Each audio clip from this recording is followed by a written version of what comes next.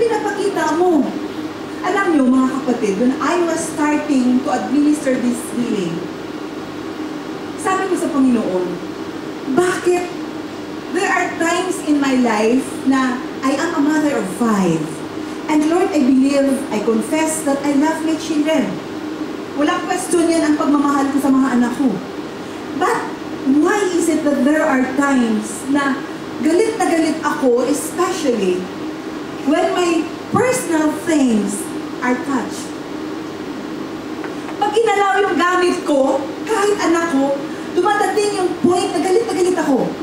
Na nahihiya naman ako sa sarili ko, hindi ko sila mapagalitan na para bang napakabatang na, ba't mo ginalaw? Di ba? But deep inside, I was fighting that kind of emotion for so long. Meron sa atin ganyan, na best friend tayo, walang pakialaman ng gamit ko. Di ba? You know, pumasok pa ako niyan sa cabinet, and I went inside and I cried when everybody was in school. I sit down and I cried before our God, Lord, what is it in me that makes me so, you know, the rage, it's not even anger, it's a rage. Na hindi ko siya makontrol when my personal stuffs are being touched by my own children. Why? What is it? And as I come in humility before God, slowly I saw the little me. I think mga 7 or 8 years old.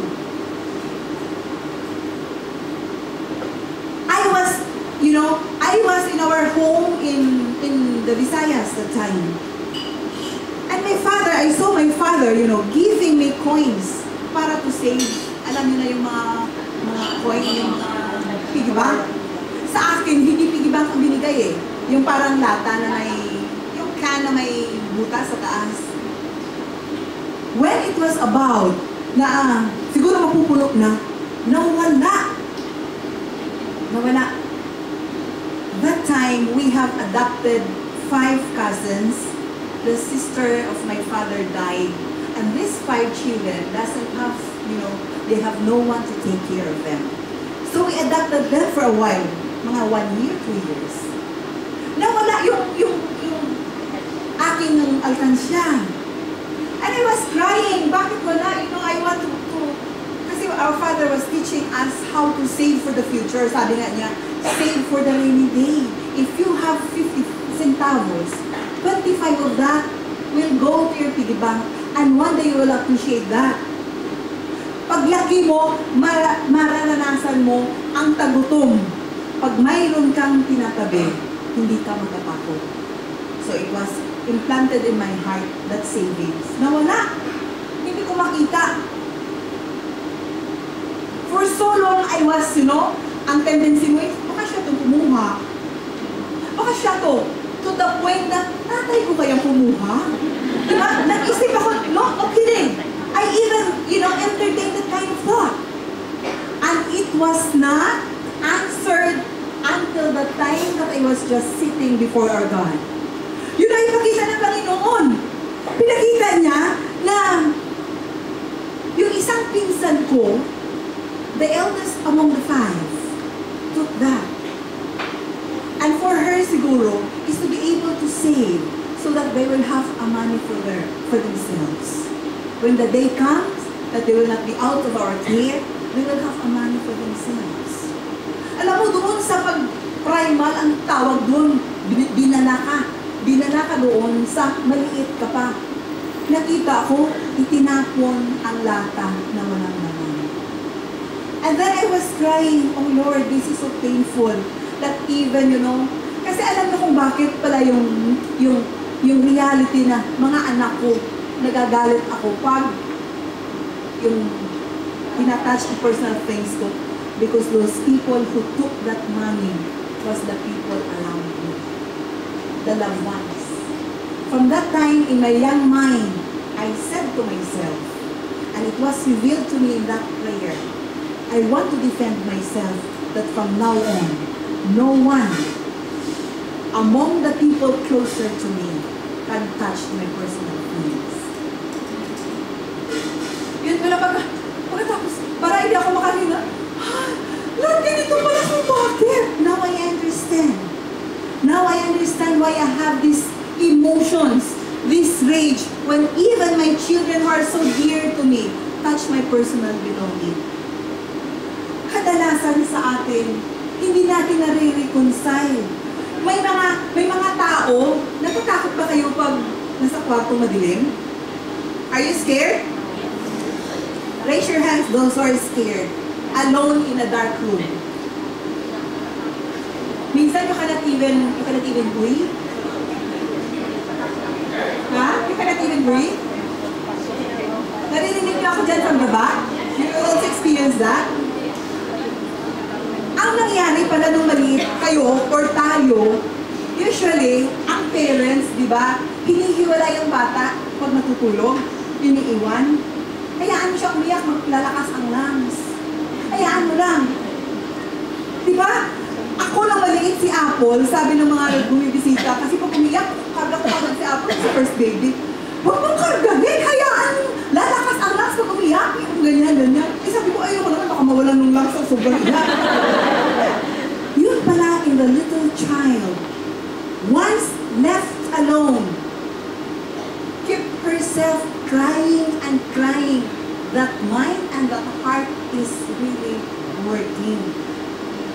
Minsan, mga anak nyo ganyan. At hindi nila yan ma-reconcile at the time of need.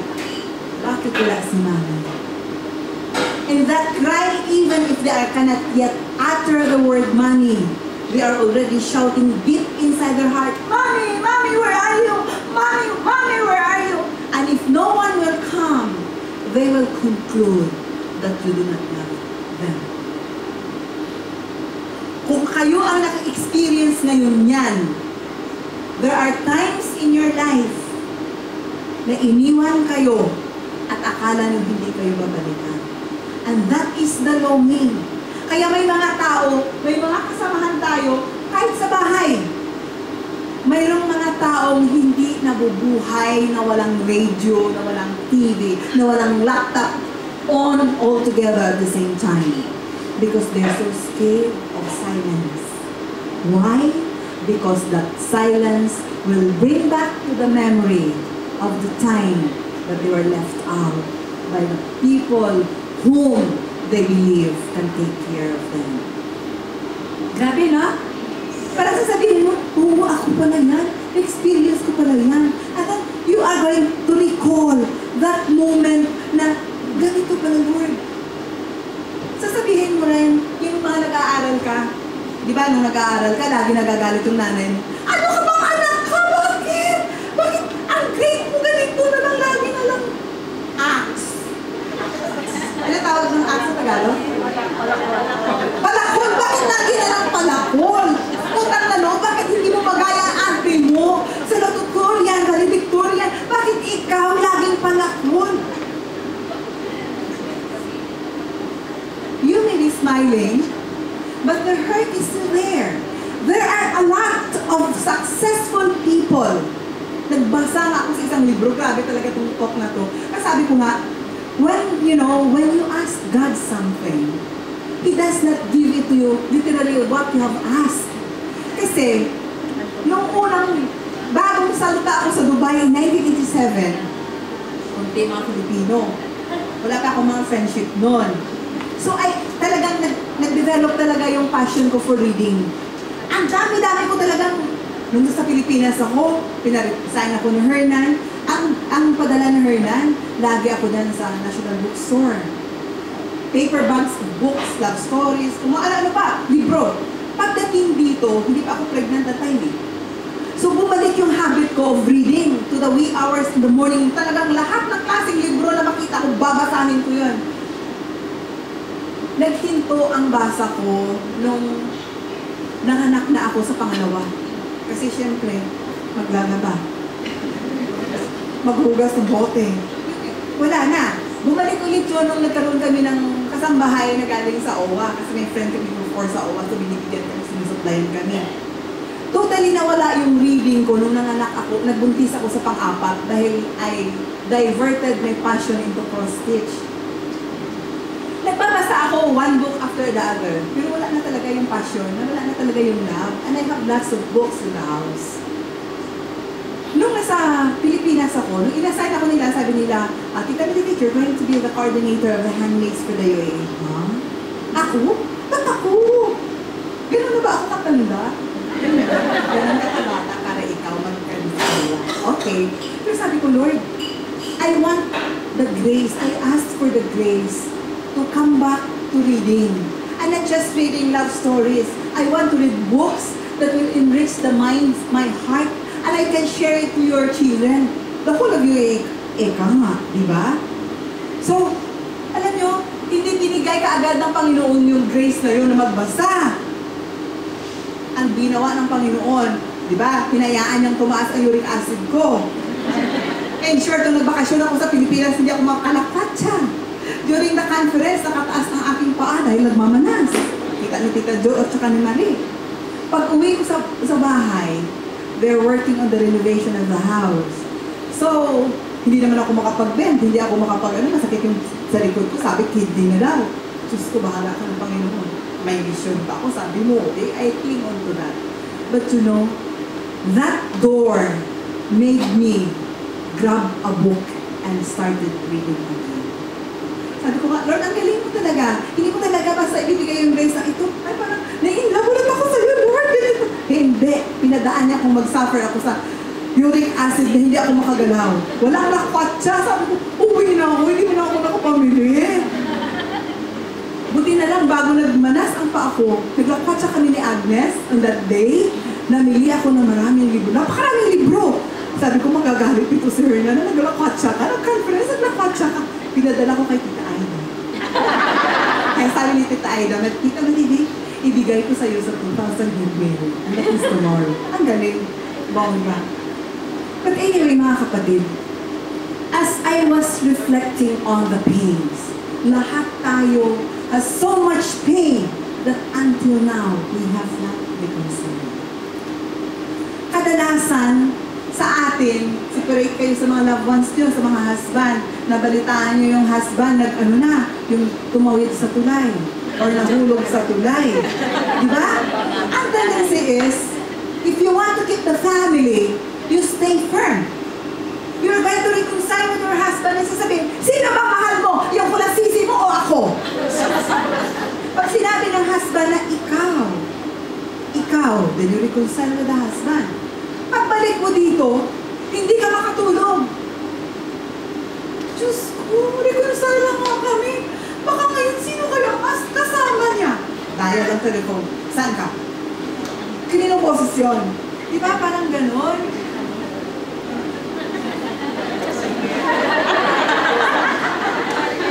Parang feeling not affected. Di ba? Okay. Lagay na lang natin si Martha yun. Wala yan dito.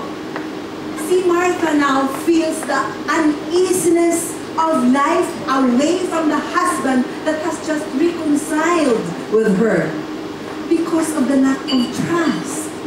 And we go back to the time of her childhood ni Martha.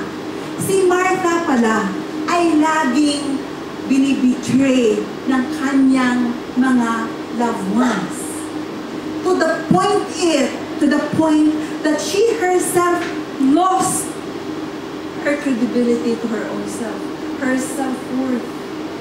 Parang, nakaliwa ka, hindi ako rin. Sa beauty ko ito, marami pang hahabol. Excuse me. Diba? Tanggal the wedding ring. Ay, nakakasal, hindi, hiwalay na. Ikaw, hiwalay. Pwede tayo. Go. Diba parang ganun lang ba yun? To just make it even for us to just assume that the pain is gone, that we have to prove to ourselves that we need to be happy as well. Because of the sacrifice that we are doing. I was sharing with Apple a while ago when we were there. Sabi niya, Mom, what is the topic of your talk? This is about healing the past. And God reiterated to me that we have to dig the pain of the past that we can move on to the future.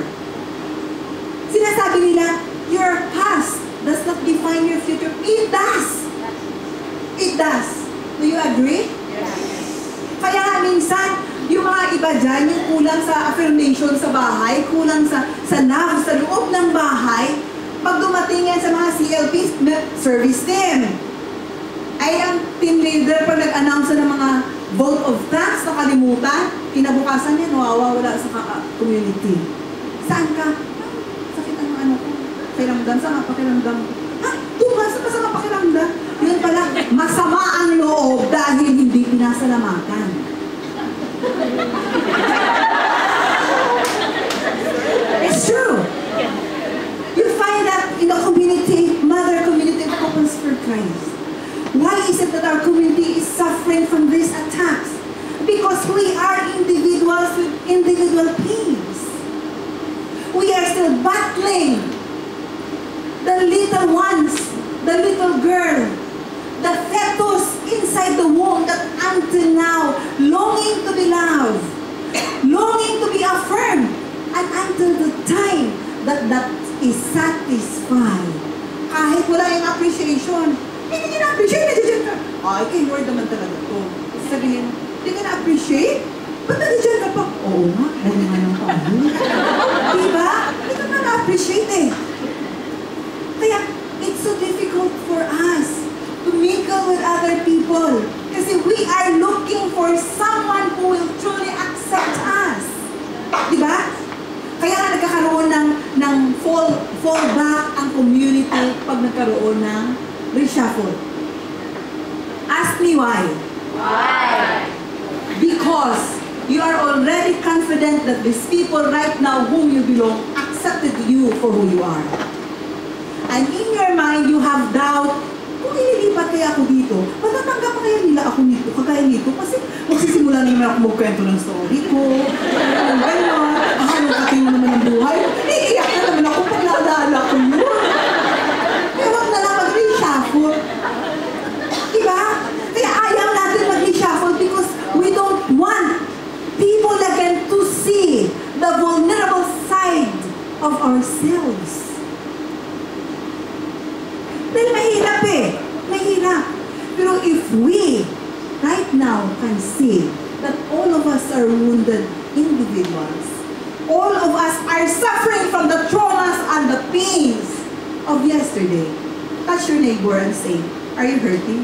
Are you